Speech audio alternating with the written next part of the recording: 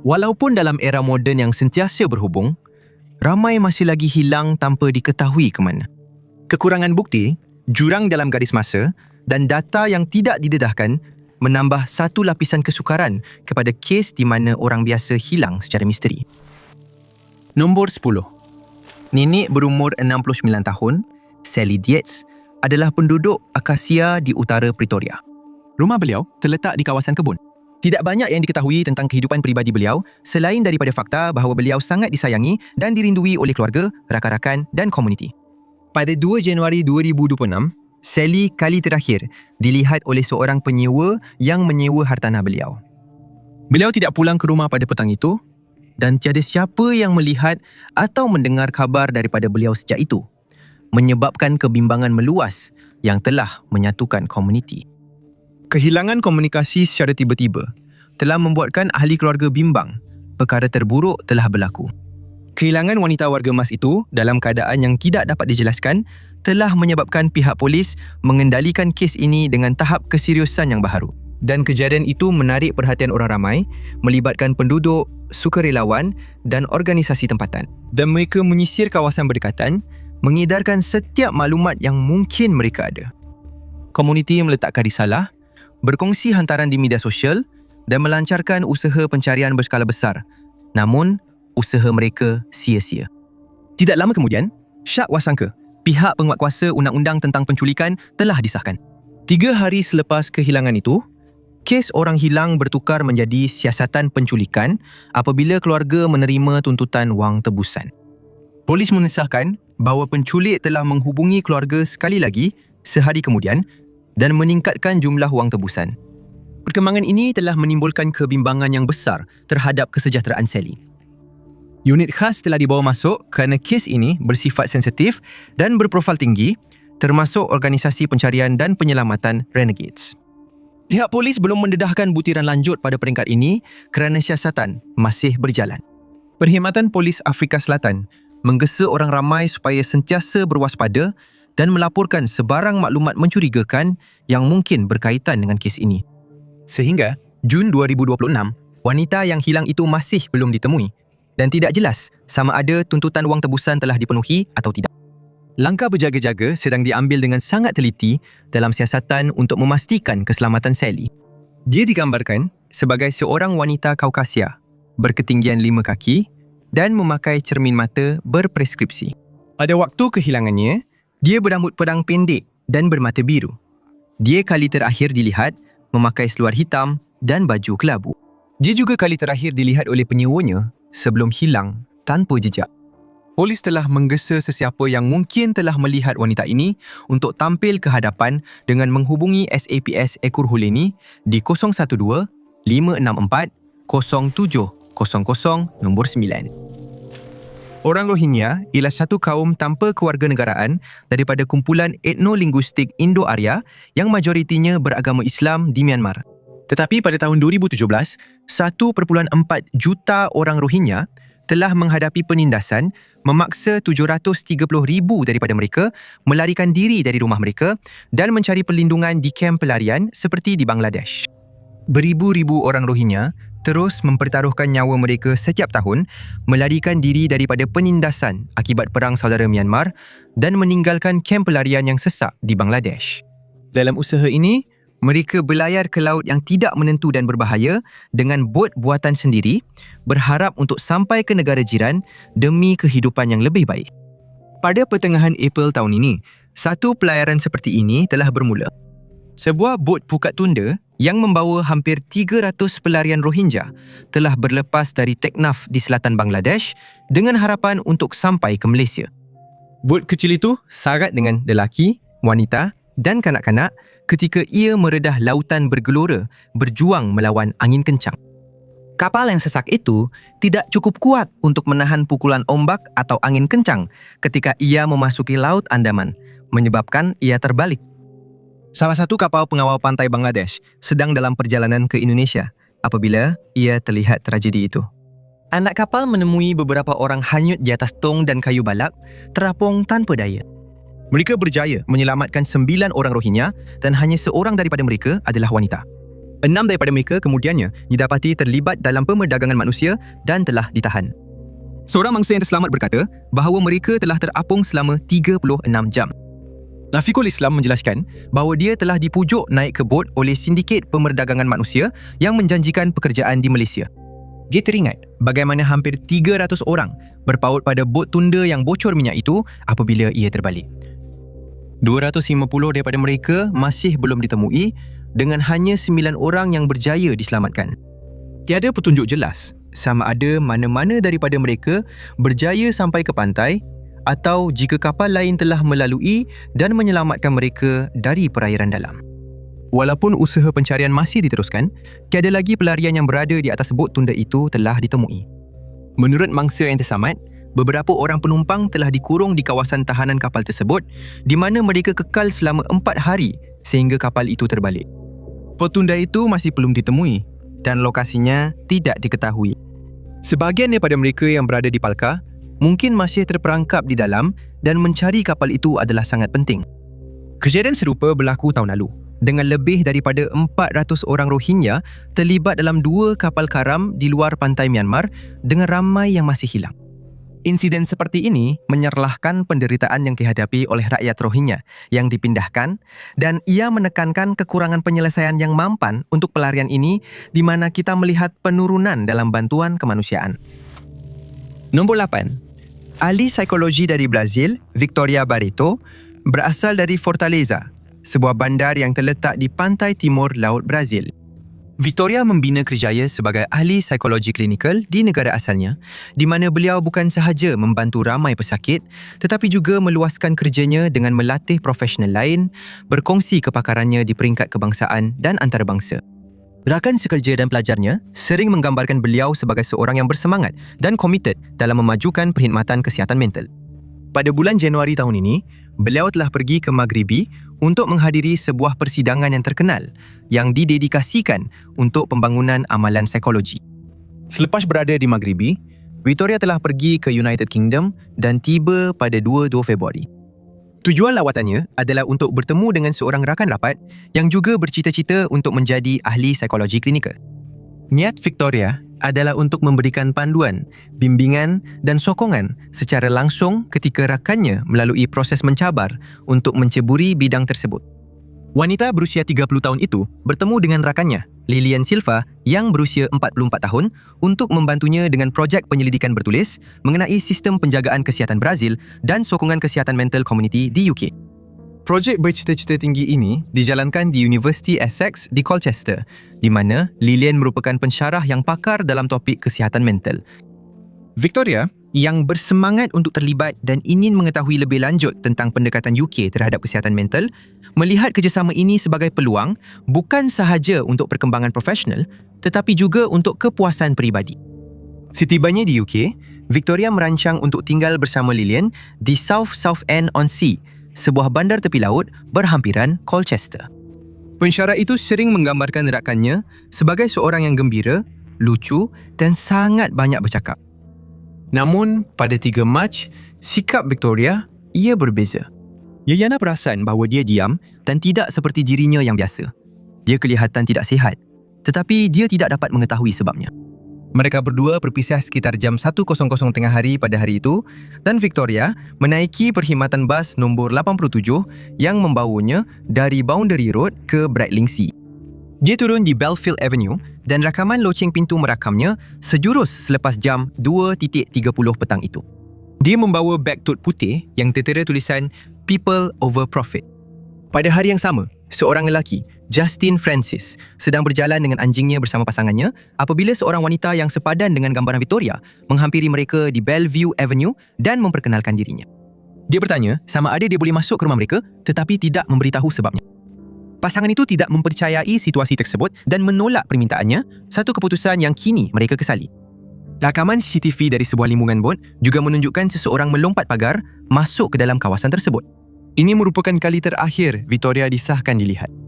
Beberapa ketika kemudian, sebuah beg yang sepadan dengan penerangan beg yang dibawa oleh Victoria pada hari dia hilang telah ditemui di Caparis Road di tepi laut Bradlingsea berhampiran limbungan bot. Lilian langsung tidak tahu mengapa rakannya itu pergi ke Bradlingsea dan dia menyatakan bahawa Victoria tiada urusan di kawasan tersebut. Dia percaya bahawa Victoria mungkin cuba pergi ke arah bertentangan dari London atau Colchester. Kawasan yang mana beg itu ditemui kini telah menjadi tumpuan utama bagi para penyiasat. 2 minggu selepas kehilangan itu, pihak berkuasa telah menemui sebuah komputer riba milik Victoria. Ia ditemui di daerah Tendring di Essex dan Brightlingsea. Rakaman CCTV, lokasi beg dan penemuan komputer riba itu telah menyebabkan pihak berkuasa percaya bahawa wanita tersebut mungkin telah melepaskan sebuah bot dari ponton. Bot itu ditemui hanyut di perairan berhampiran Bradwell-on-Sea. Sebuah alat bantuan apungan didapati hilang dari vesel tersebut. Keluarga Victoria telah menggesa komuniti untuk mengalu-alukannya sekiranya mereka menemuinya. Mereka percaya bahawa dia tidak berada dalam keadaan seperti biasa dan memerlukan persekitaran yang tenang. Pencarian kini telah diperluaskan ke Sungai Blackwater, Semenanjung Dengue dan pesisir Sungai Crouch. Tiada petunjuk tambahan, tetapi usaha masih giat dan sedang dijalankan. Victoria Barreto ialah seorang wanita Brazil berambut coklat dan bermata coklat, dan kali terakhir dia dilihat memakai baju sejuk berkola tinggi biru, seluar jin biru muda dan kasut hitam. Maklumat berkaitan kehilangan ini boleh disalurkan ke 999 dengan menyatakan nombor insiden 622 pada 4 Mac. Nombor 7. Tidak banyak yang diketahui tentang pendaki wanita Jeslinda Saluda yang berumur 49 tahun selain daripada fakta bahawa beliau gemar mendaki sekali-sekala, iaitu aktiviti yang sedang dilakukannya ketika beliau dilaporkan hilang. Pada 23 Mei 2026, wanita tersebut menyertai 13 pendaki lain dan 2 pemandu gunung perhutanan untuk ekspedisi Trans-Spender Chapman. Penembagaan bermula pada pukul 2.00 pagi itu. Dalam perjalanan, Jeslinda dan seorang lagi pendaki berhenti selepas dilaporkan mengalami masalah kesihatan yang tidak dinyatakan. Tetapi Jeslinda meneruskan perjalanan ke puncak selepas berhenti seketika. Dia kali terakhir dilihat oleh pemandu gunung pada keesokan harinya jam 7.30 pagi. Kemudian, disedari bahawa kumpulan itu kekurangan seorang pendaki dan pencarian segera dijalankan.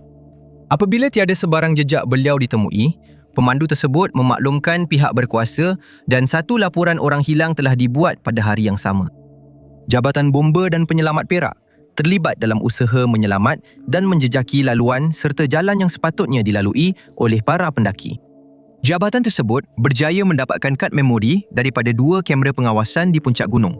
Mereka mendapati bahawa pada hari yang sama Jeslinda hilang, beliau berada di kawasan tersebut menuju ke kem Sukaneka. Rakaman menunjukkan bahawa pendaki itu melintasi kamera 1 pada jam 11.22 pagi 24 Mei. Diikuti dengan rakaman 8 anggota pasukan operasi khas dan penyelamat Malaysia dikenali sebagai JBPM Storm yang melintasi kamera pada jam 5.15 petang 25 Mei. Tiada rakaman wanita yang hilang itu berpatah balik, bermakna dia kemungkinan besar meneruskan perjalanannya. Pada kamera 2, tiada rakaman Jeslinda atau pasukan penyelamat mengesahkan bahawa ini bukan laluan yang diambil olehnya. Jelas bahawa dia telah bergerak sepanjang laluan kem Sukaneka tetapi tidak pernah sampai ke sana. Pencari juga menemui kesan tapak kasut dan botol air milik wanita yang hilang itu. Selepas kamera 1, terdapat 2 lagi persimpangan. Salah satunya ialah Chem Subanega dan satu lagi ialah laluan ke punca air. Walau bagaimanapun, laluan kedua telah disekat, menandakan ia bukan laluan yang ditetapkan. Semasa operasi menyelamat, salah seorang pegawai unit drone JBPM Perak, Muhammad Saifuan Abdul Lati, mengalami kecederaan pada kakinya, termasuk lutut dan buku lali ketika meninjau kawasan tersebut dari Kim Kanto ke saluran air yang menuju ke Sungai Ayer Besok. 4 lagi anggota JBPM cedera semasa operasi mencari bersama 4 lagi dari Batalion Ketiga PGA. Kecederaan tersebut membuktikan betapa berbahayanya keadaan muka bumi itu walaupun bagi individu yang terlatih dan berpengalaman. 95% kawasan Gunung Batu Peti telah pun disisir menggunakan pelbagai kaedah. Kabar angin telah tersebar dalam talian berkaitan dengan alang atau citi haram. Tidak pasti dari mana dakwaan ini berasal, tetapi siasatan polis seterusnya tidak menemui sebarang bukti unsur jenayah dalam kes ini. Hanya Jaslinda Saludet tidak pernah tiba di kem suku Nega dan tiada siapa yang pernah melihat atau mendengar kabar daripadanya sejak itu. Sesiapa yang mempunyai maklumat mengenai keadaan atau keberadaan Jaslinda digalakkan untuk menghubungi Jabatan Bomba Perak di 054 011 094 nombor 6. Morgan Williams ialah penduduk daerah Wise, Texas.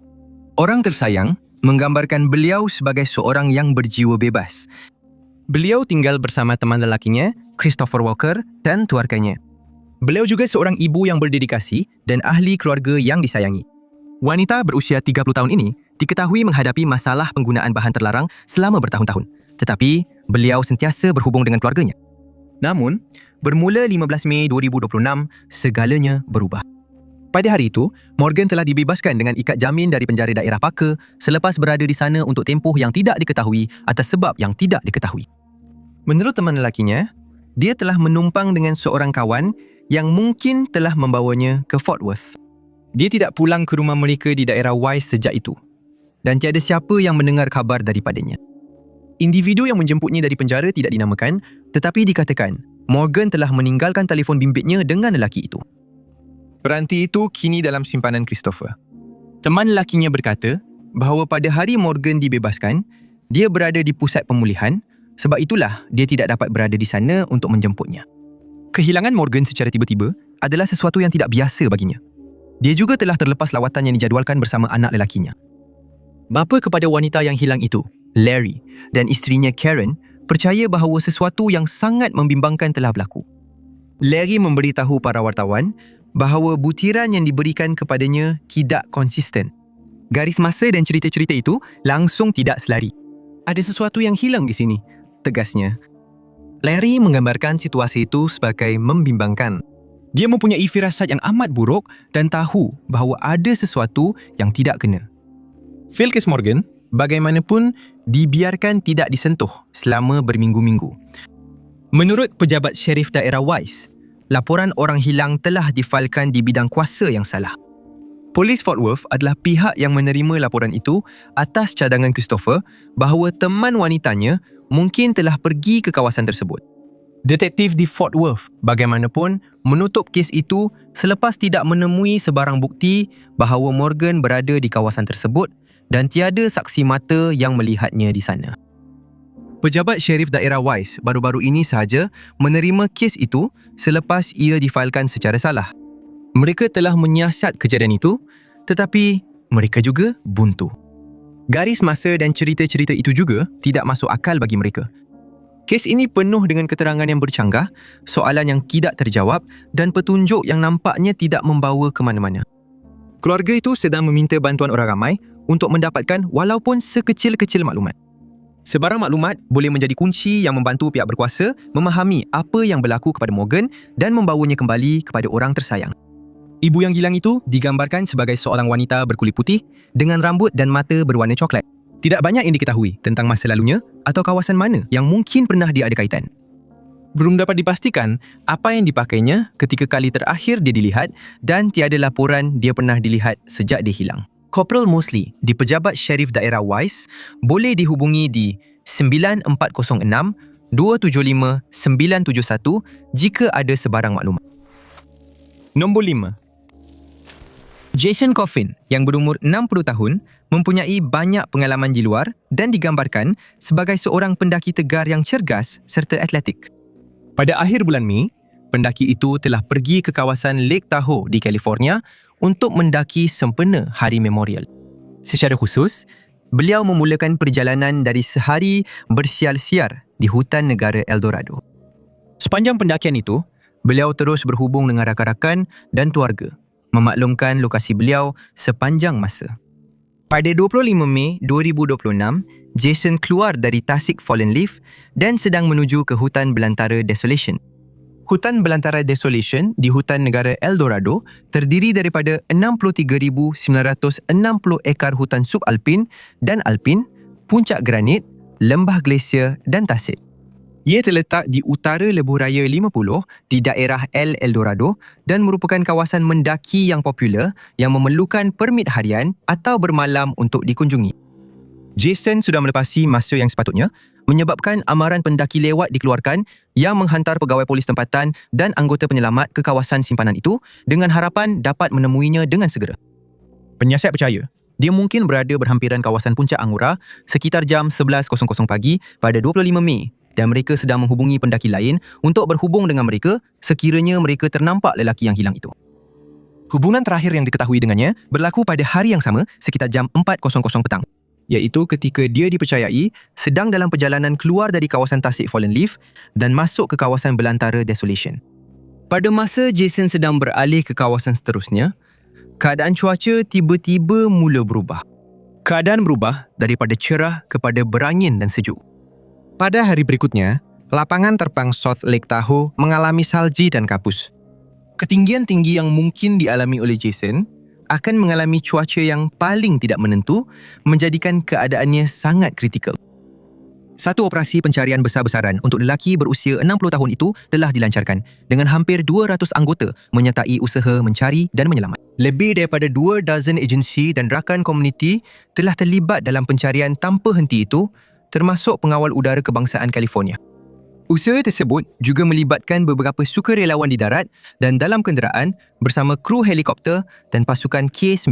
Pakar mencari dan menyelamat yang berpengalaman di altitude tinggi juga telah menyertai pencarian ini dan mereka dilengkapi untuk menavigasi kawasan yang kompleks dan mencabar.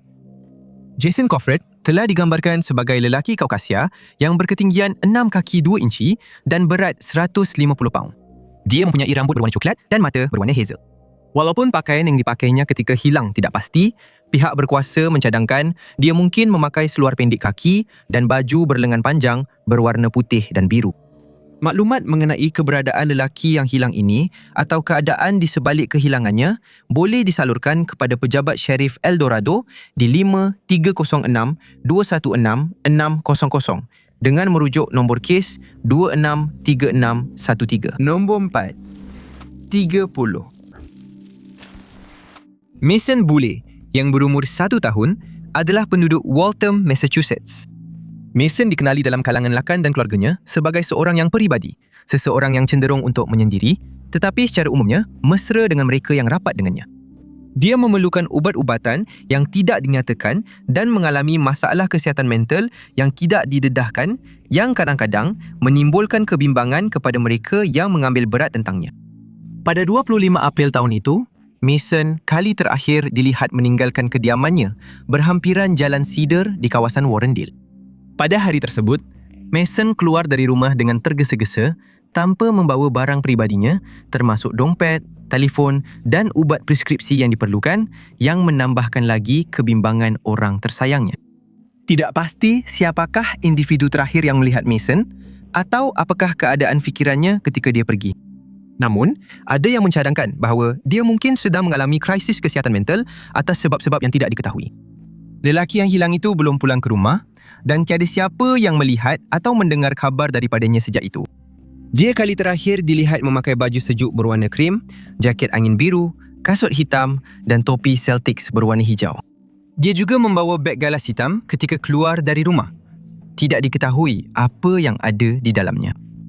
Ini sahaja maklumat yang ada dalam kes Mason Bulley.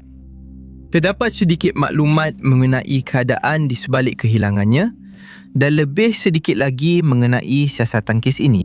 Mason digambarkan mempunyai mata biru dan rambut coklat. Dia setinggi 6 kaki dan beratnya sekitar 170 paun. Dia mungkin mempunyai bulu di wajah seperti yang ditunjukkan dalam gambar-gambar awal dirinya. Dia dilahirkan pada 17 Disember 1994 dan jika terlihat, saksi-saksi diminta untuk menghubungi detektif orang hilang Walton dan McDougall di 781-314-3550 nombor 3. Pada April 2026, Martin Logan yang berumur 40 tahun sedang dalam proses berpindah rumah. Dia baru sahaja memperoleh sebuah apartmen baru untuk dirinya dan keluarganya dan masih perlu menandatangani kontrak sewa. Pada sekitar jam 8.00 pagi, 18 April, bapa kepada 2 orang anak itu meninggalkan rumah lamanya untuk mengambil beberapa kotak bagi membawa balik barang-barangnya untuk perpindahan. Semasa dia berada di luar, dia menelefon ke rumah dan memberitahu keluarganya bahawa dia hanya memberi tumpangan kepada beberapa orang dari sebuah klinik di pusat bandar untuk mencari sedikit wang tambahan. Dia menelefon ke rumah sekali lagi pada hari yang sama dan berkata bahawa seseorang yang telah diberi tumpangan enggan membayarnya dan dia akan pergi untuk mendapatkan wangnya. Dia kemudian menegaskan bahawa dia akan mengambil kotak-kotak itu dan pulang ke rumah. Martin tidak pulang ke rumah pada petang itu. Keesokan harinya, sekitar jam 1.00 petang, dia menelefon keluarganya dan berkata bahawa dia akan pulang malam itu. Tetapi sekali lagi, dia tidak muncul. Sejak itu, tiada siapa yang melihat atau mendengar berita tentangnya. Martin mempunyai temuduga dengan Goodwill pada 21 April, tetapi dia tidak hadir. Dia juga tidak berjumpa dengan ejen apartmen untuk menandatangani kontrak sewa. Sejak itu, dia tidak menghubungi orang tersayangnya, sesuatu yang keluarganya anggap sangat luar biasa bagi dirinya. Dia dikenali sering berbual dengan mereka setiap hari dan tidak mungkin akan meninggalkan 2 orang anaknya. Selepas dia dilaporkan hilang, maklumat mencurigakan itu mendorong siasatan segera oleh pihak penguatkuasa undang-undang. Mereka mendapati sejak dia hilang, tiada sebarang aktiviti pada akaun bank Martin dan telefonnya tiba-tiba tidak berfungsi. Pada hari dia hilang, lelaki yang hilang itu memandu sebuah Mercury Grand Marquis 1990 berwarna biru muda dengan nombor plat SXM9913. Kenderaan ini didapati berada dalam milikan seorang pengendali mesin penghancur kereta yang mendakwa ia telah dijual kepadanya. Polis kini sedang cuba menentukan ke mana kenderaan itu telah pergi antara 19 hingga 24 April. Salah seorang individu yang telah diberi tumpangan oleh Martin pada 18 hari bulan dikenali oleh keluarganya dan mereka dalam perjalanan ke Midwest. Pada 19 hari bulan, beliau sedang dalam perjalanan pulang dari perjalanan ini apabila beliau tiba-tiba hilang. Penumpang yang tidak dinamakan itu telah pun ditahan atas pertuduhan yang tidak berkaitan. Individu yang berada dalam tahanan itu dikatakan mempunyai sejarah keganasan dengan keluarga Logan menurut isteri lelaki yang hilang itu. Menurut isterinya, Genevieve, lelaki berkenaan pernah menceroboh masuk ke rumah mereka bersenjatakan senjata maut yang telah dilepaskan ke arah Genevieve dan anak-anaknya. Inilah peristiwa yang mendorong mereka berpindah. Polis percaya bahawa ada individu lain yang mungkin mengetahui apa yang berlaku sebelum kehilangan itu. Lelaki tersebut belum dinamakan sebagai individu yang menjadi perhatian polis dan tidak pasti sama ada terdapat penumpang lain yang telah dikenal pasti oleh pihak polis. Martin Logan digambarkan sebagai seorang lelaki Afrika Amerika dengan rambut separa beruban dan mata berwarna coklat. Dia mempunyai ketinggian 6 kaki 4 inci dan berat antara 200 hingga 245 paun. Dia dikenali kerana memakai cermin mata berbingkai hitam dan mempunyai 3 parut panjang di belakangnya. Pada masa dia hilang, Martin mempunyai janggut dan misai yang pendek. Dia dikenali kerana menggayakan rambutnya dengan tocang. Dia mempunyai beberapa tatu termasuk nama-nama Sebastian, Sule dan Genevieve di dadanya. Dia juga mempunyai beberapa tatu yang tidak dinyatakan pada lengan dan mukanya. Maklumat mengenai keberadaan mangsa atau butiran berkaitan kes ini boleh disalurkan kepada Jabatan Polis Richmond di 804-646-5100. Nombor kes agensi disenaraikan sebagai 202-604-24-0263. Nombor 2. Alma Fowler, berumur 75 tahun, adalah penduduk Camden, Tennessee. Dia tinggal di Harrington Place, sebuah fasiliti penjagaan warga emas yang telah menjadi rumahnya selama 8 tahun. Keluarganya menyatakan bahawa dia tidak boleh bercakap walaupun kadang-kadang dia memberi respon kepada soalan ya atau tidak. Dia bercakap dengan logat Filipina yang kuat yang mungkin menyukarkan untuk memahaminya. Alma mempunyai beberapa masalah pendengaran, tetapi dia enggan memakai alat bantuan pendengaran dan dia juga mengalami satu keadaan perubatan yang memerlukan rawatan pernafasan. Pada malam 11 Februari 2026, pejabat Sherif Daerah Benton menerima panggilan telefon dari Harrington Place. Ahli-ahli staf melaporkan kehilangan Alma Fowler yang tidak berada di biliknya dan tidak kelihatan di mana-mana. Jabatan itu menerima panggilan dari kemudahan seperti itu sekurang-kurangnya 4 kali setahun. Selalunya, penghuni yang hilang ditemui dengan selamat di kawasan atau sekitar kemudahan tersebut. Namun, dalam kes Alma, tiada sebarang jejak beliau dapat ditemui. Beliau kali terakhir dilihat pada hari itu sekitar jam 11.30 pagi. Beliau sedang makan tengah hari di ruang makan dan kemudian kembali ke biliknya. Namun, semasa pemeriksaan bilik pada waktu petang, seorang kaki tangan menyedari bahawa beliau tiada di situ. Pada mulanya, mereka menganggap beliau berada di bilik air dalam bilik, tetapi mereka tidak mengetuk pintu untuk mengesahkan. Pada pukul 5.30, kaki tangan fasiliti tersebut menghubungi jabatan apabila mereka mendapati Alma tiada di dalam biliknya. Pada waktu ini, keadaan sudah pun gelap dan sejuk. Pihak penguatkuasa undang-undang hadir ke lokasi dan mencari di kawasan tersebut selama 1 jam, namun tidak berhasil. Pegawai-pegawai menghubungi agensi-agensi lain apabila mereka menyedari bahawa kes ini tidak seperti kes-kes sebelum ini. 550 ekar telah disisir oleh pasukan pencari, anjing pengesan, drone dan helikopter, namun tiada sebarang petunjuk dapat ditemui. Tasik Blackburn yang berdekatan juga telah diperiksa.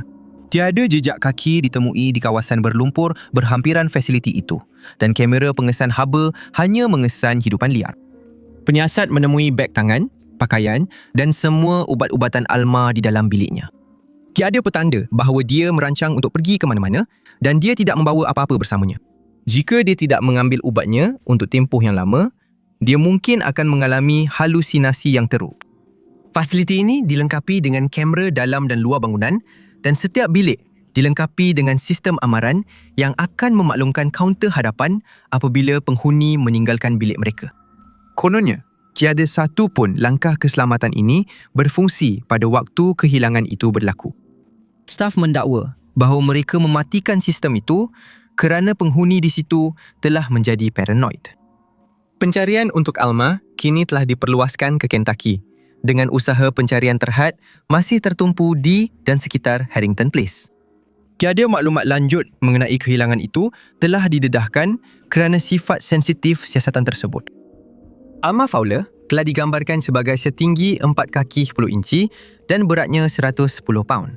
Dia berketurunan Filipina dan kali terakhir dilihat memakai jaket tebal berwarna hijau, seluar jean warna coklat muda, bat salji putih dan ikat kepala putih.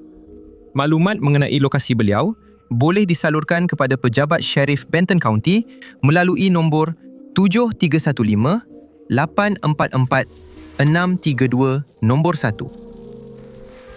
Walaupun Taiwan mungkin tidak mengoperasikan banyak jet pejuang pelbagai peranan F-16 Fighting Falcon, ia menjadi negara pertama yang menggunakan F-16 yang sedia untuk bertempur. Jet jenis inilah yang diterbangkan oleh Kapten Sin Po Yi dari Tentera Udara Taiwan semasa misi latihan waktu malam pada awal Januari 2026. Sin dan jet pejuang satu tempat duduk dengan nombor ekor 6,700 berlepas dari pangkalan udara Hua Hualien pada 6 Januari jam 6.17 petang. Pesawat itu menuju ke arah selatan semasa rutin latihan bersama sekumpulan F-16 yang lain. Sebaik sahaja memasuki kawasan awan tebal di bahagian timur Laut Taiwan, Sin telah menyimpang daripada kumpulan. Pesawat-pesawat lain meneruskan misi mereka sendiri. Pada waktu ini, Kapten telah menghubungi kawalan darat dan melaporkan bahawa pesawat sedang kehilangan ketinggian. Pada jam 7.28 malam itu, beliau menghubungi bilik kawalan sekali lagi dan menyatakan bahawa beliau sedang bersedia untuk melenting keluar dari F-16. Beberapa saat kemudian, isyarat jet itu hilang dari radar tepat ketika ia sedang terbang di luar pesisir daerah Feng Bin.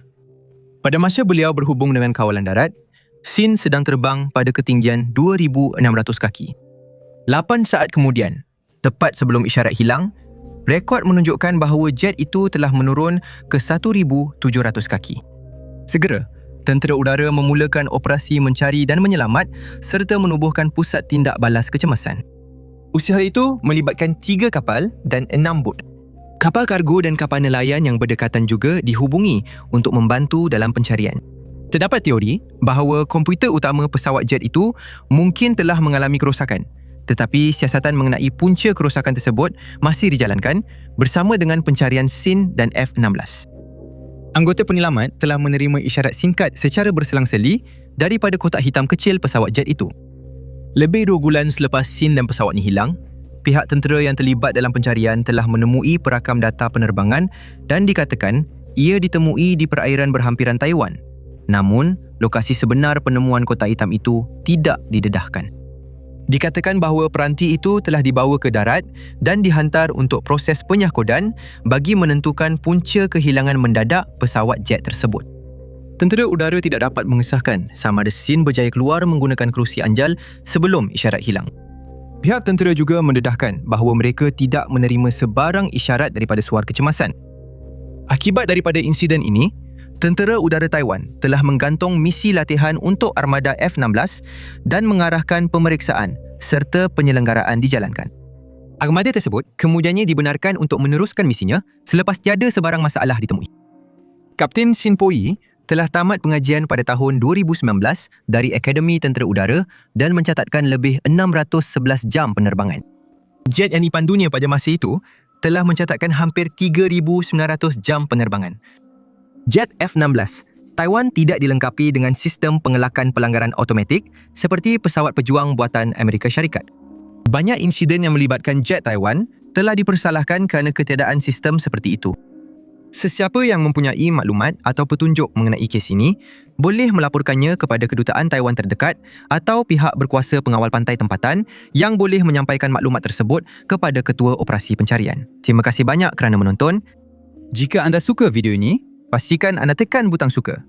Juga, jangan lupa untuk melanggan dan klik loceng pemberitahuan itu supaya anda sentiasa mendapat maklumat terkini tentang semua muat naik kami yang akan datang.